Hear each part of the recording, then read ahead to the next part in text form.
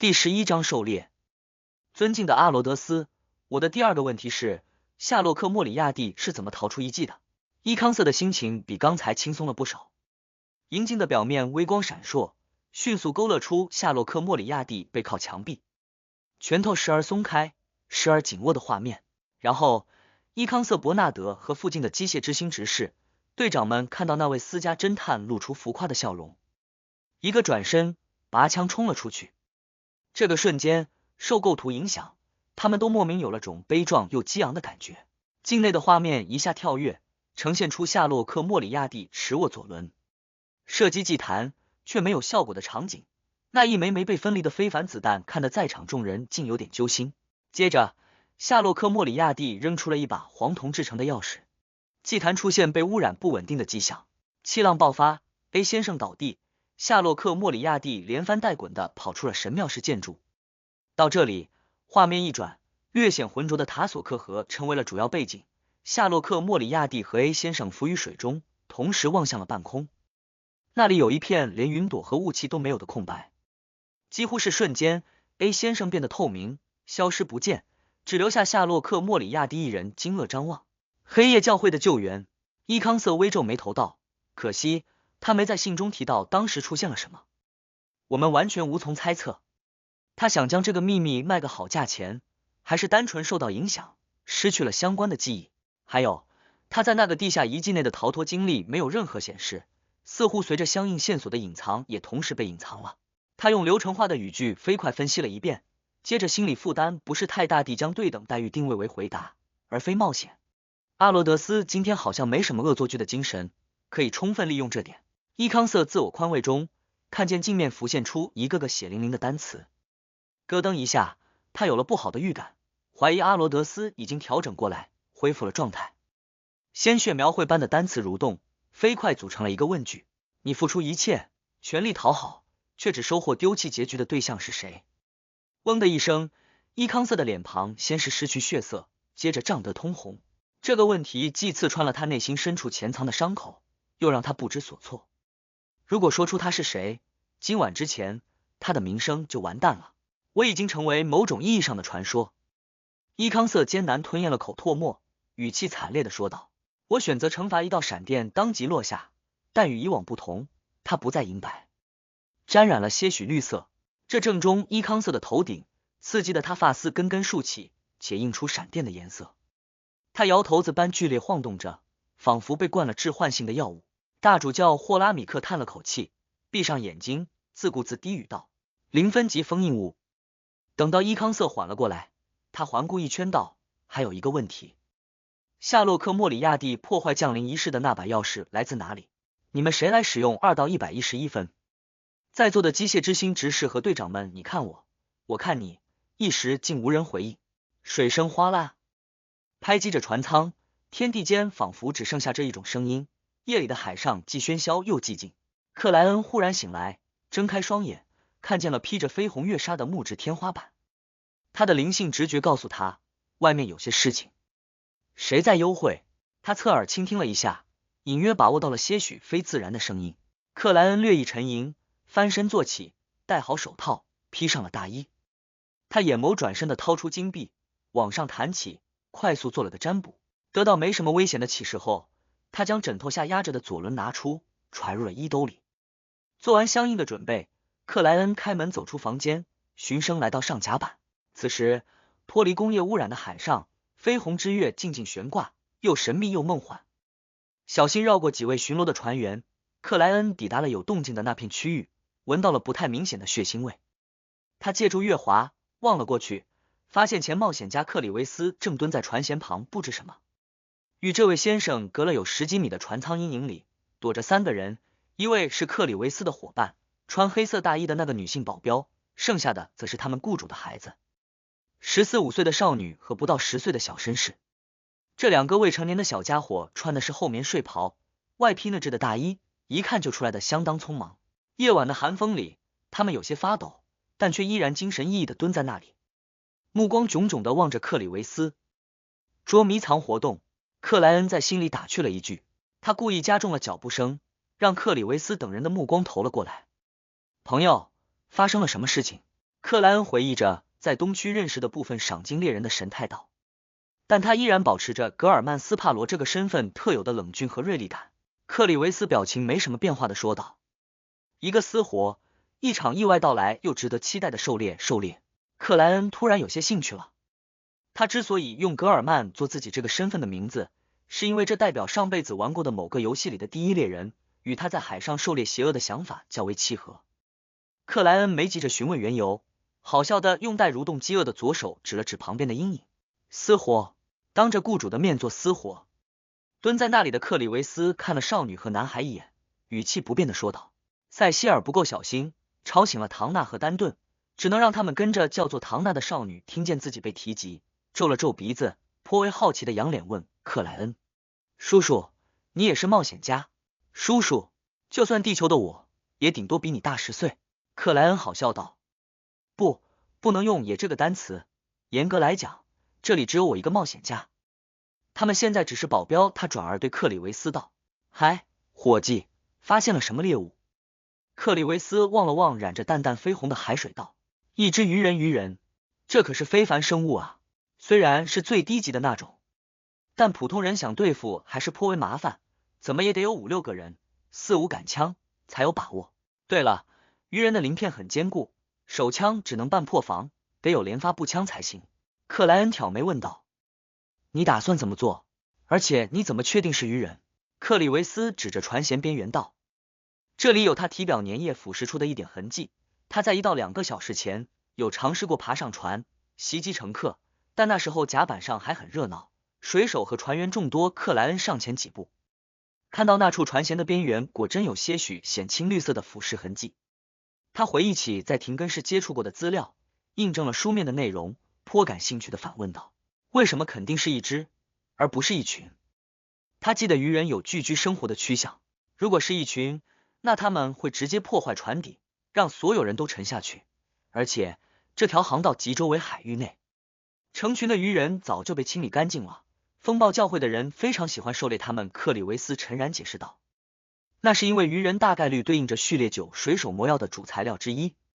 克莱恩摩挲着衣兜内的左轮手枪，含笑问道，你有把握吗？克里维斯没直接回答，打开了旁边的纸包，里面有还带着血水的猪牛内脏，这就是克莱恩闻到的那股血腥味的来源。所有的鱼人都喜欢这类食物，抗拒不了他们的诱惑，当然这些怪物最爱的是人的内脏，所以在许多海上传说里都强调要于船只厨房内准备些猪牛内脏或内脏罐头。克里维斯边说边往上面撒了些颗粒，而胡椒粒能让鱼人产生抽大麻般的兴奋，失去一定的平衡能力，这会维持1分钟左右，在此之后高度兴奋状态褪去的鱼人会非常疲惫。他旋即从衣物内拿出一个木盒，将碧绿色的膏状物抹在了3棱刺、匕首和短刀的尖端。普利兹港流行的薄荷膏对人类来说是一种独特的甜食，可在鱼人眼里却是致命的血液性毒素。另外，我还向水手借了2杆步枪，取得了20分钟内不打扰这里的承诺，花费了不菲的金钱，但只要能成功猎杀一只鱼人，就将有10倍、20倍甚至30倍的收获。不愧是资深的冒险家，对猎物的弱点和问题掌握得异常清楚。听他这么一说，我感觉他们真有成功狩猎鱼人的可能，即使他们不是非凡者。低序列的非凡者在面对陷阱和热武器时，确实不会比普通人强太多。死在黑帮械斗里的低序列非凡者也不是没有，不过鱼人就像穿了套全身盔甲，不那么好杀，他会受伤，但未必逃不掉。克莱恩好奇问道，你似乎杀过不少鱼人，了解常见的海怪有什么特点？是一位冒险家活下去的前提。克里维斯没有被赞扬的喜悦，依旧沉静。两人对话的时候，少女唐娜和男孩丹顿蹲在阴影里，听得津津有味，只觉那是世界上最有趣的事情。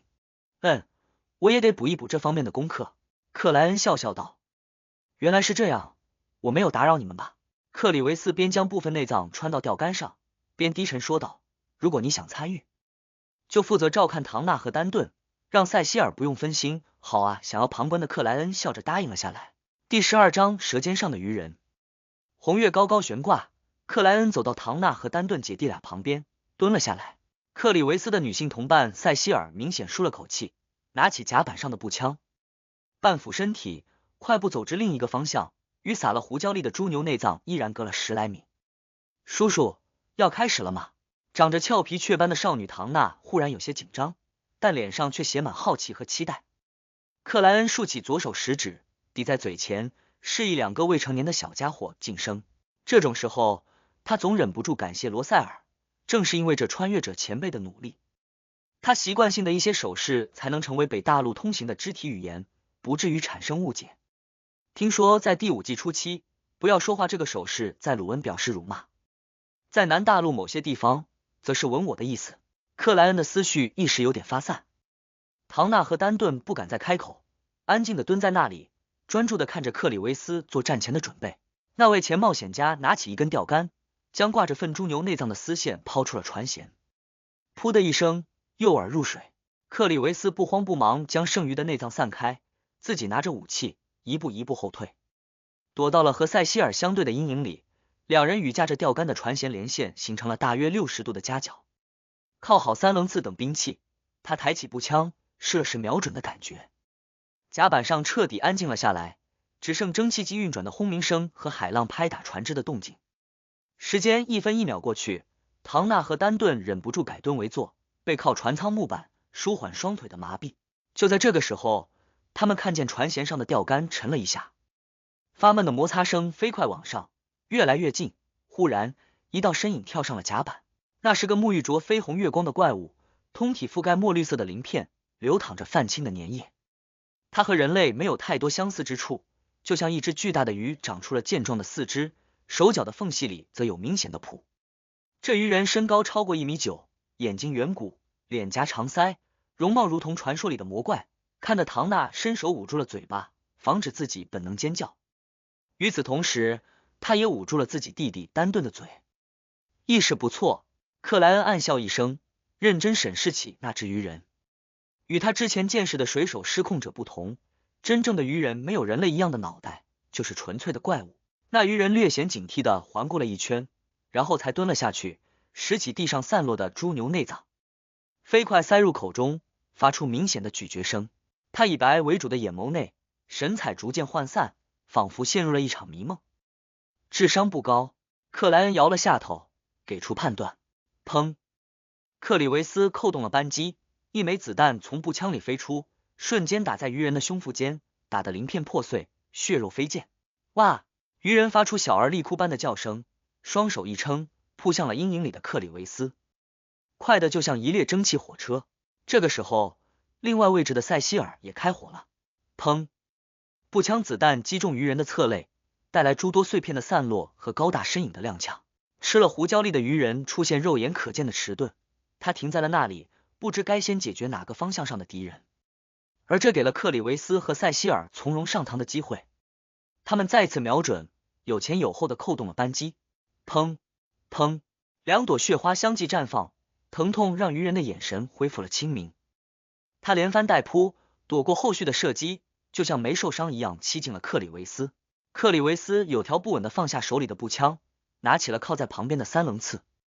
他不躲反进，一个前跃，滚到了鱼人的侧方，手中的3棱刺又狠又准地扎入了猎物侧肋鳞片破碎的地方。鱼人猛然旋身，带起一阵劲风，硬生生将3棱刺连同克里维斯一块甩了出去，让那位前冒险家咚的一声摔在甲板上。鱼人摇晃了下脑袋，似乎感觉到了身体的强烈不适，他没再攻击克里维斯和塞西尔，迈开大步奔向船舷，试图跃入大海。砰！塞西尔的子弹又一次命中了他，制造出血色的花朵，可依然未让他失去行动能力。噔噔2步，鱼人跑到了合适的地方，膝盖弯曲，即将跳起。可是他身体一软，竟没能成功发力，跳出的距离明显不够，只能跌在船舷内侧。砰！鱼人硬扛着步枪的伤害，想要翻越船舷。眼见他逃脱在望，克莱恩拿出了自己的左轮。就在这个时候，一声砰的巨响从另一个方向传来，鱼人左侧的眼睛随即变成了血色窟窿，让人隐约能看见里面蠕动的苍白胶状物。他还没有死，趴在船舱位置，竭力爬动，试图重新站起。过了几秒，毒性爆发，他抽搐着彻底死去。克莱恩循声望去，看见另一侧通向船舱的阴影里走出个中年男子，这中年男子穿着暗红色的厚外套，白色的宽松长裤，头上戴着这个时代标准的船形帽。他手里提着一杆落后于时代的铁色手铳，粗大黑身的枪口正冒着白烟。克莱恩之前听侍者介绍过，认识这位男子，知道他是白玛瑙号的船长爱尔兰卡格。眼角、额头、嘴边有着明显皱纹的爱尔兰走向克里维斯，微微笑道：“作为一名船长，我必须保证没有意外发生，请原谅我一直在旁边观看。”克里维斯早已站起，没有什么情绪外露。这是你的船，按照惯例，你有权分享战利品。爱尔兰侧头瞄了眼克莱恩等人，含笑道：“下次补充清水和食物是在2天后，你们还得自己想办法保存渔人的尸体。不如这样，便宜点卖给我，差价就算我应该得到的报酬，这是最好的办法。”克里维斯和塞西尔交换过眼神，答应了爱尔兰的请求，只要130磅，它整只都是你的渔人身上的非凡材料，市价在150到200磅之间，考虑到其他有灵性的部位，130磅确实很便宜了。不过克里维斯他们也只能这样，这是爱尔兰的船，有一大帮持械水手和船员帮他，真要谈崩，分分钟钟可以把在场所有人沉进海里。当然，前提是我不掺和。看得出来，克里维斯和塞西尔不是非凡者，至少不是格斗和射击领域的非凡者。倒是爱尔兰有点可疑。克莱恩站了起来，旁听着交易。不，你似乎误会了什么，我不是在威胁你们，150磅，这是个公道的价格。爱尔兰卡格喊来一名水手，给了他保险柜的钥匙。你就是公正的爱尔兰。塞西尔似乎这才想起对方在海上的绰号。爱尔兰笑了一声道：“是的。”这时，被之前激烈战斗和活生生怪物惊呆的唐纳和丹顿姐弟跳了起来，又兴奋又害怕的奔跑了过去，靠拢渔人的身体。他真的死了。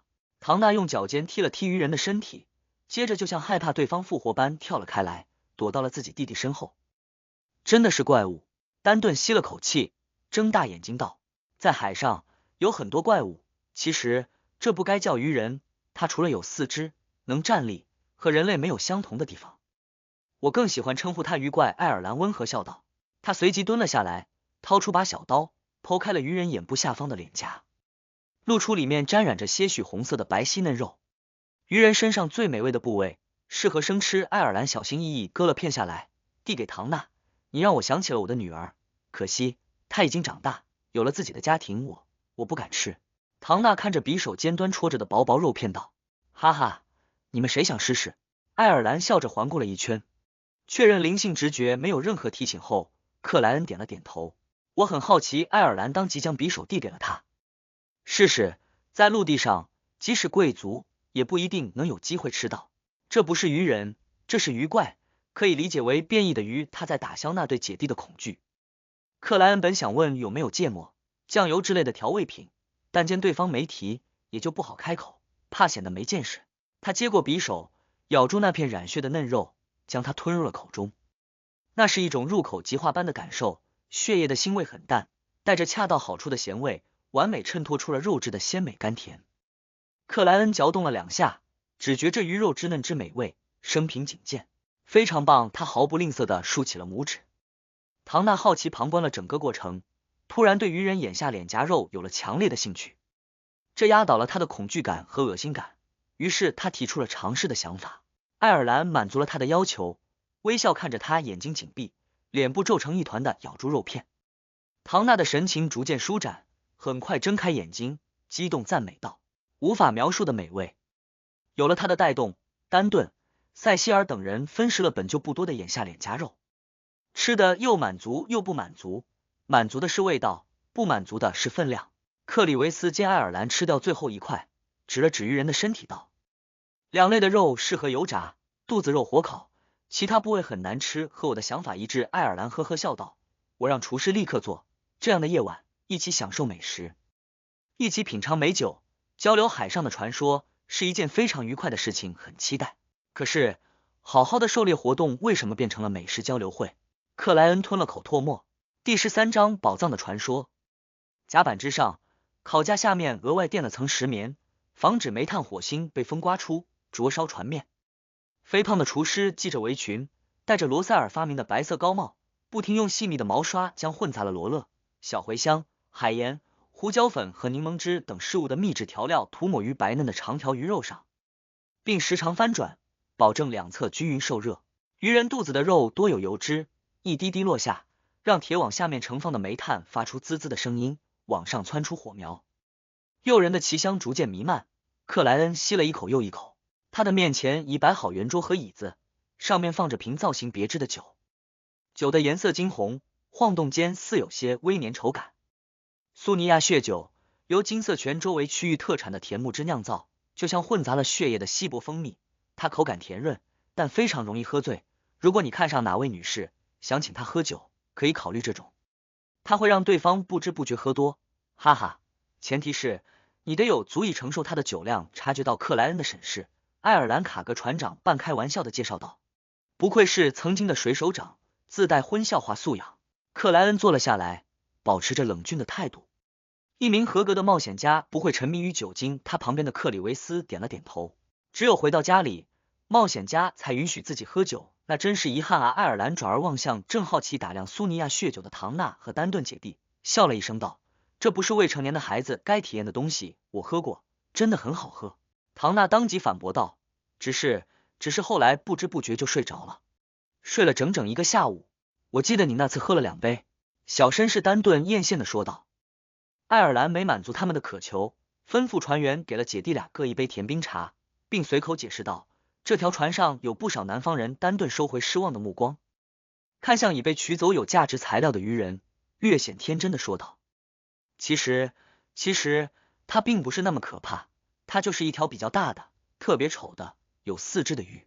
唐纳瞥了弟弟一眼，祝贺你，你终于认识到了它的本质。他随即眼巴巴的望着克里维斯和爱尔兰，叔叔，海上有很多这样的怪物吗？鱼人并没有超越想象的非凡能力，在普通人看来，它就略等于海上的猛兽，略等于传说魔怪的生物原型。爱尔兰呵呵笑道，不，在主航道及周围海域，类似的怪物很少出现，早就被清剿的差不多了。能遇到一只鱼人，见识到这种生物，是你们足够走运。你想想，如果经常能猎杀到价值200磅甚至更高的怪物，那我肯定不会做客船的船长，我会组织属于自己的捕猎船，追逐这些金棒。说的非常有道理，克莱恩暗暗喝了声彩。根据他刚才的观察，鱼人身上的非凡材料应该是他的鱼鳔，那蔚蓝如水的光芒让人就像看见了宝石。克里维斯端起水手刚送来的红茶，先闻了闻味道，然后才抿了一口。只有偏离主航道，深入经常笼罩迷雾或风暴的大洋，才有不低的机会遇到这样的怪物，但那非常危险。除了会攀爬、有鳞片的鱼人，那些海域里传说还有上半身是人类，下半身是巨蟒的那家，他们长着6条手臂，动作非常敏捷。爱尔兰接过了这个话题。还有吐出的汁液能腐蚀干净许多人的巨大章鱼，有轻轻一顶就掀翻掉一条船的恐怖海怪，有歌声让人沉醉再也不愿意离开的美人鱼，有能制造闪电的蓝色巨龙，有山翅可以掀起飓风的大鸟。呵呵，这些我都没有见过，都是海上的传说，没人知道真假美人鱼。克莱恩的表情未有变化。很有趣，唐纳一脸神往的赞叹道。丹顿左看右看，见克莱恩没有发言，遂好奇问道，叔叔，你也是冒险家，你之前见过这样的怪物吗？克莱恩愣了一下，微翘嘴角道，见过一次，当时我们有5个人，意外遇上了一只鱼人，经过激烈的搏斗，终于解决了他。这是他在停更时的真实经历，也是他第一次直面失控的官方非凡者。当时他和老尼尔应恶龙酒吧老板斯维因的请求，帮忙清除了一位异变的水手。想到这件事情，克莱恩有些缅怀，有些唏嘘，脸上硬装出来的冷峻和锐利不由柔和了许多。5个人？反问的同时，唐纳动作很隐蔽的数了数刚才参与战斗的人员，1、2、3。他发现之前击杀鱼人只有3位动手。不等克莱恩回答，爱尔兰略显诧异的开口了，意外遇上？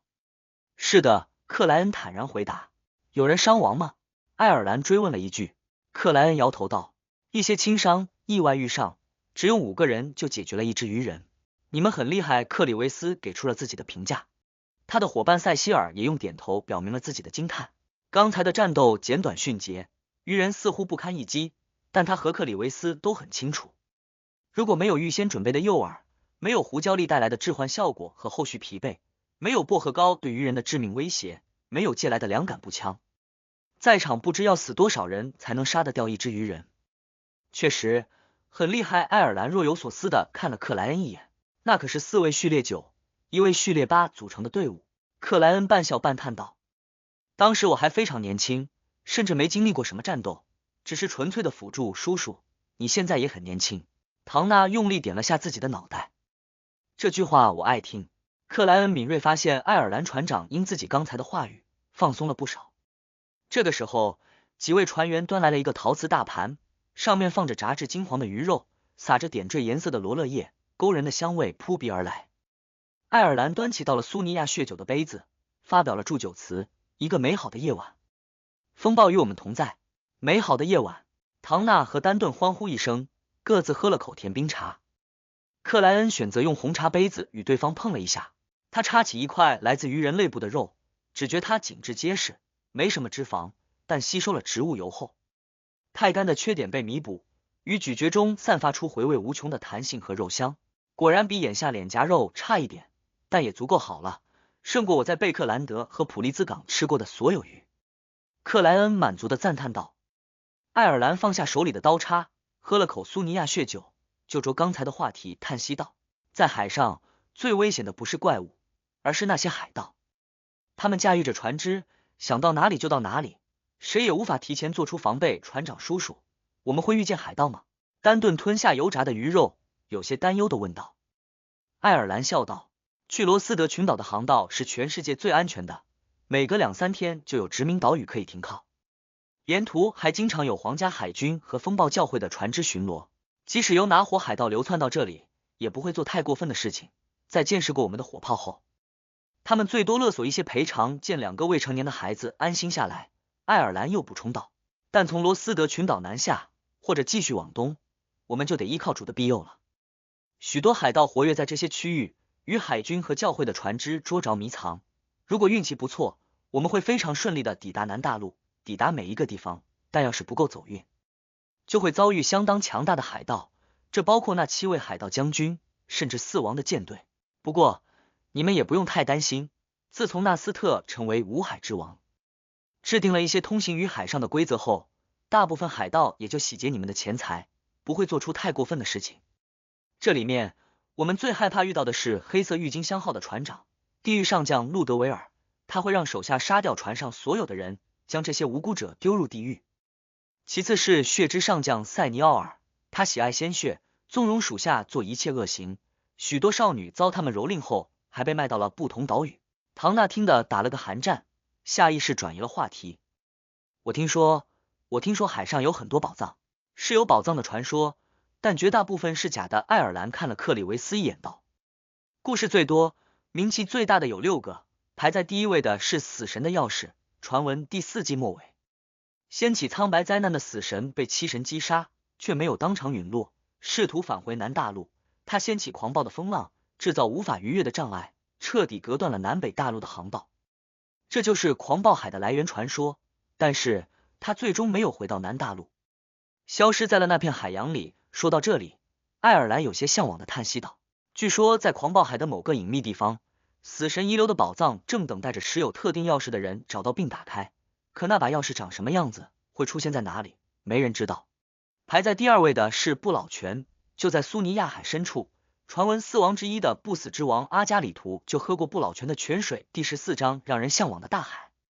不老泉喝了真的能永远年轻吗？唐纳睁大眼睛好奇问道。他并没有什么期待的情绪，因为他还足够青春。爱尔兰未立刻回答，插了片油炸的鱼人侧肋肉，2口撕咬吞下，然后抿了少许苏尼亚血酒，甜润的口感完全冲淡了油炸的腻味。他半闭眼睛，一副美食家的做派。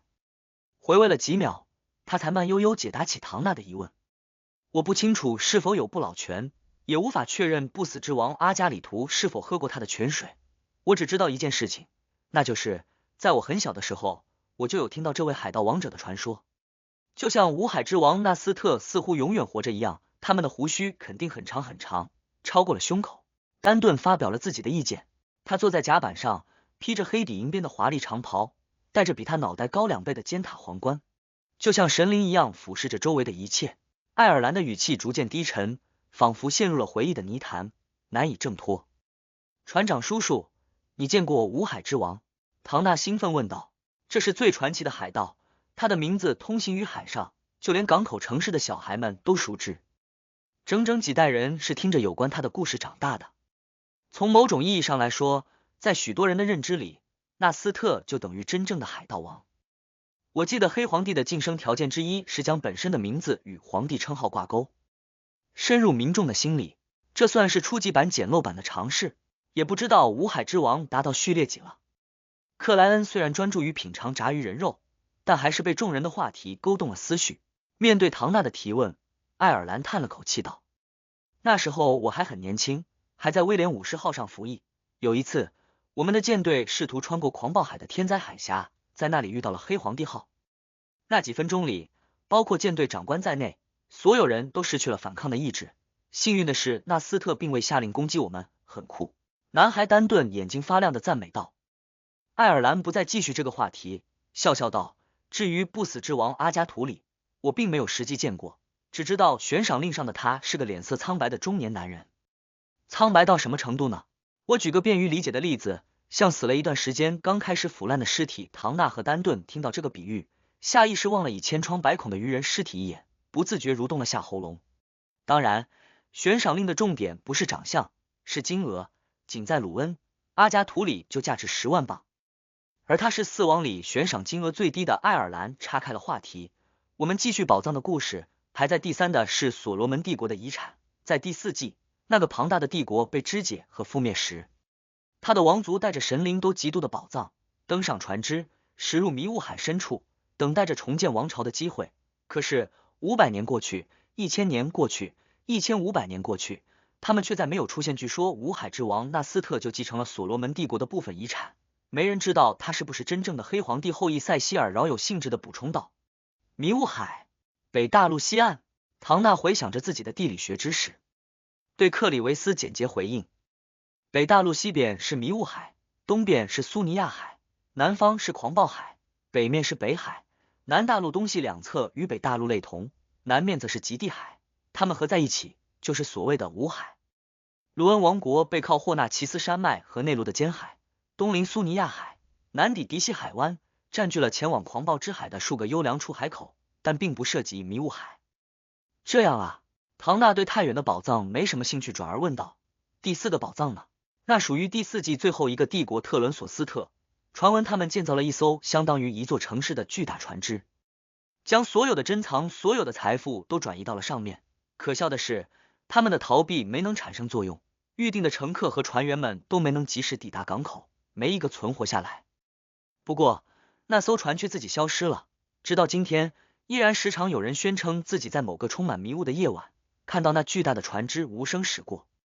它被称为幽灵帝国，出没的地点遍布苏尼亚海。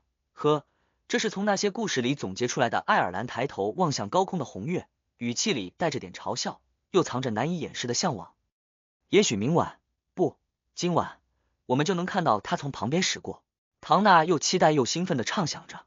克莱恩收拾好剩余的食物，喝了口红茶，颇感兴趣地听着爱尔兰讲述剩余的宝藏。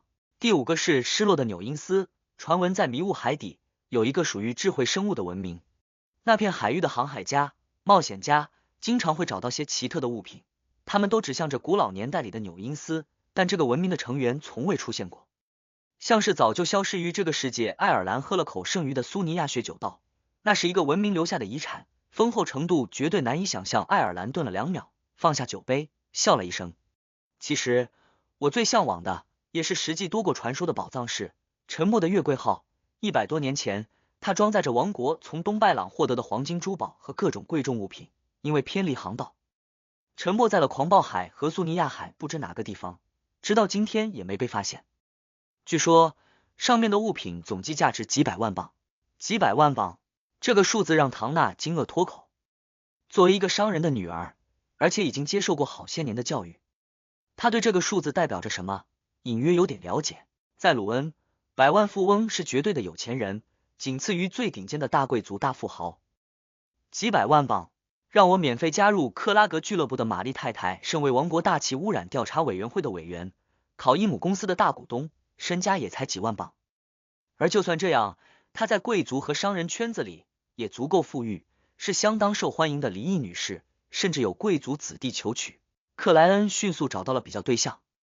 爱尔兰嘴角含笑的感叹着，如果能找到沉默的月桂号，那我就不再做船长，我要前往贝克兰德，我要成为慈善家，我要购买土地，捐助政党，拿到一个世袭的爵位。我听塔利姆提过，勋爵，也就是从男爵的爵位，大概要30万镑，男爵是80万镑左右。如果你打捞出宝藏，子爵甚至伯爵都是可以想象的，几百万镑啊！克莱恩在心里帮对方完善了计划。如果是我不会这样。我要购买一个很大的庄园，塞西尔也开始畅想收获宝藏后的生活。我要请很多仆人和帮佣，种大片的小麦，建立葡萄园，专门给自己酿酒。还有可以晒到阳光的大房间，悠闲活动的牛、羊和马，自家磨坊出来的面包，就像画一样美好的景色。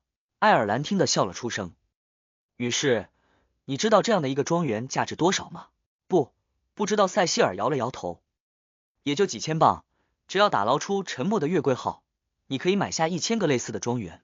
爱尔兰用具体数字阐明了那个宝藏的价值。1000个庄园。塞西尔忍不住端起杯子，喝了口红茶。在此之前，他知道几百万镑是非常多的钱，但没想到能多至这种程度。为了缓解内心的震动，他看向了克里维斯。头儿，如果你找到了沉默的月桂号，你打算买什么？过什么样的生活？克里维斯沉默了一下道，回家，拥抱我的妻子和孩子，告诉他们，我不用再出海冒险了，不错的家伙。克莱恩微微点头，唐纳则好奇地望向他，冒险家叔叔，你呢？克莱恩没什么表情地回答道，告诉自己，不要再睡，快点醒来。噗！唐纳把刚喝的甜冰茶喷了出来，幸运的是，桌上的炸鱼已经被吃光。此时，克莱恩在心里却感叹了一句，虽然知道基本没可能找到宝藏，否则各大教会那么多强者早就完成了，但刚才讨论相应的话题时，我还是忍不住有些心热，这就是宝藏的魅力啊！哪怕只是一个传说，也能吸引到许多冒险家。唐纳擦了擦嘴，淑女样坐好，似乎刚才失态的不是他。小男孩丹顿意犹未尽的问道，还有别的宝藏传说吗？爱尔兰望向克里维斯，示意由他来解答。克里维斯不慌不忙喝了口红茶，语气低沉的说道，海上的宝藏传说永远都数不清，精灵的隐秘聚居地，失踪在迷雾深处的海盗船，封印着强大魔怪的海底城，罗塞尔大帝最后的秘藏，等等等等啊！大帝已经到了给别人留宝藏传说的层次了。如果是真的，里面会有亵渎之牌吗？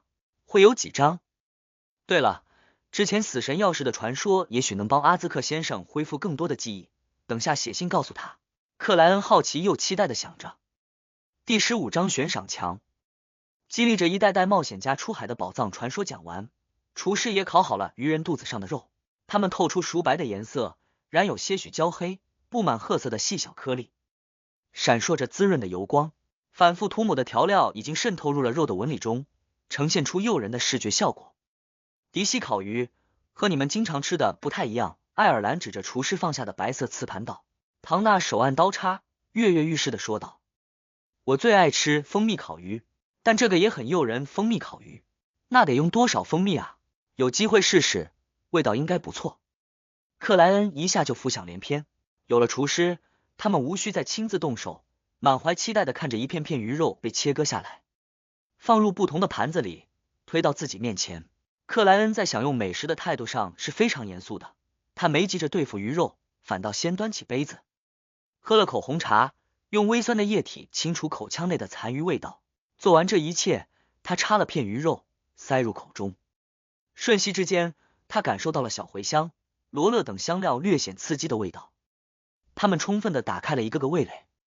紧接着，肉的鲜美汁水、海盐的咸香微涩、柠檬的清爽酸甜同时爆发，交织在一起，回荡于口腔，引诱出唾沫。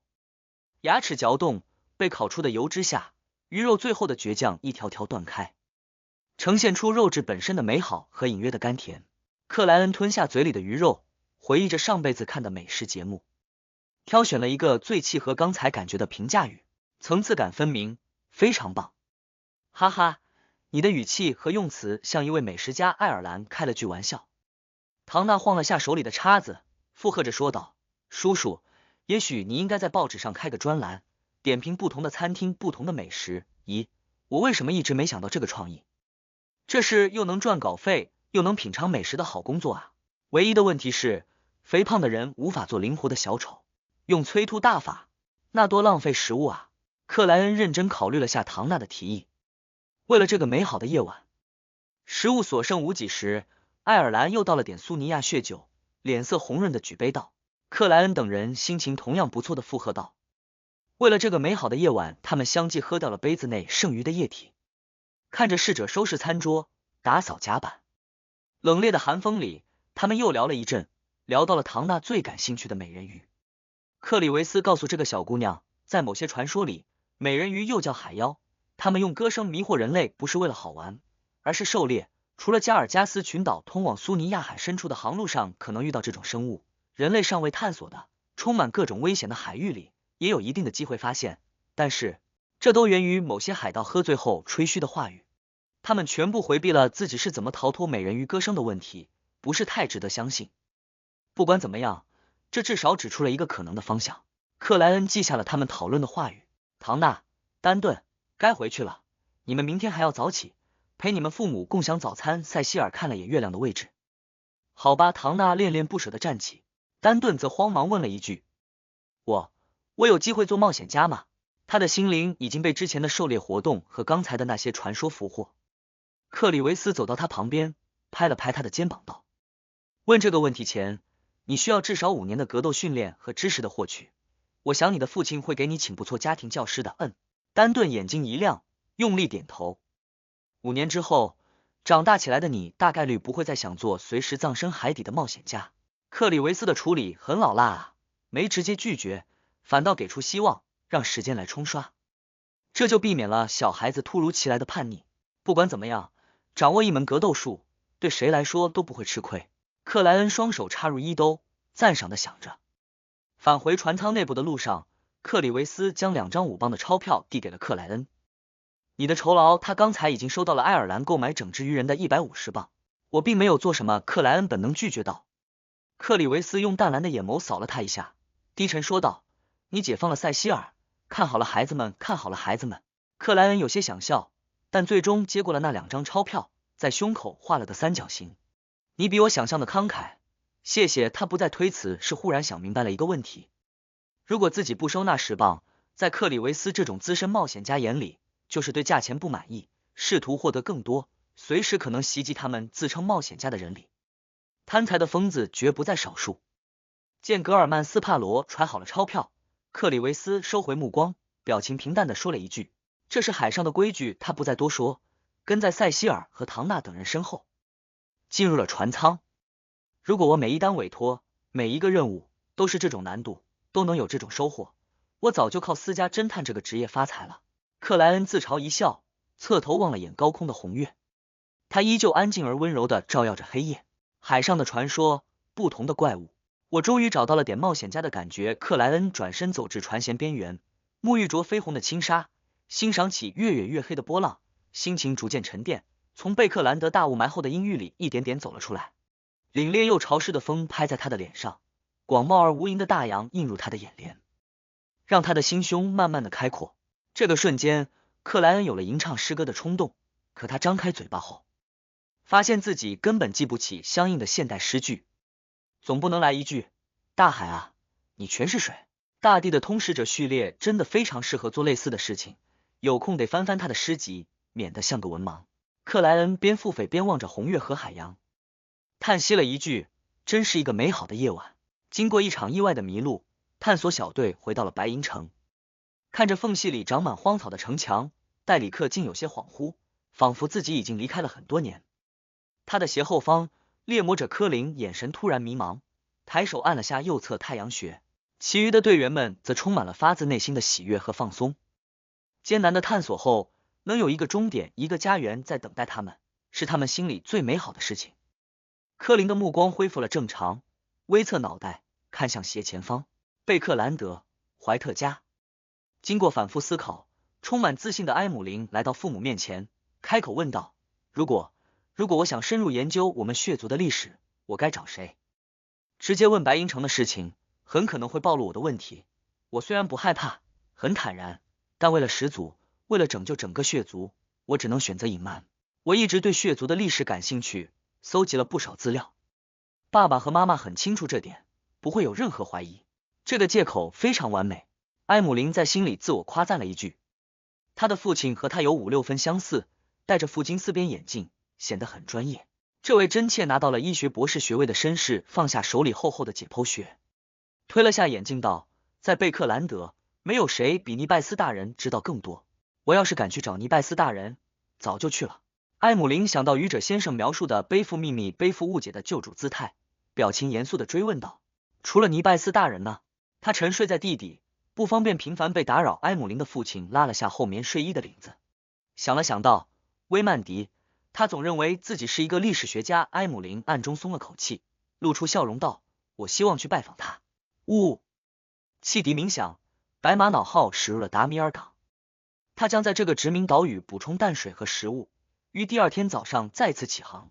狩猎渔人后，克莱恩度过了2天，可以说悠闲，也可以说无聊的生活，对海上的景色彻底乏味。决定今晚去港口酒吧探一探，希望能获得更多的美人鱼情报，找到扮演的灵感。如果遇到哪个满手血腥的海盗上岸，我也不会吝啬教训。蠕动的饥饿内还有一个灵等待被释放。克莱恩将所有神奇物品带在身上，额头出汗的离开船舱，下至港口。这个过程里，他遇到了唐纳和克里维斯等人，他们似乎要去港口餐厅品尝达米尔最出名的腌肉。唐纳和丹顿趁父母不注意，向刚认识不久的冒险家叔叔打了个招呼，似乎很好奇他打算去哪里。克莱恩回以微笑，扯拢领口，按照路牌的提示找到了最近的一家酒吧——飞鱼与酒。克莱恩看了眼招牌，发现酒吧的门外贴满了各种各样的悬赏令，这里面有属于五海之王的80万镑，也有普通海贼头目的上百镑，从高到低，层层叠叠，形成了独特的风景。都是钱啊！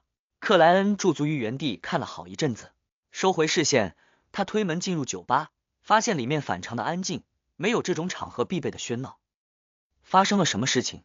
克莱恩环视一圈，看到穿暗红外套的爱尔兰船长坐在吧台，看到2个壮汉对峙于中央，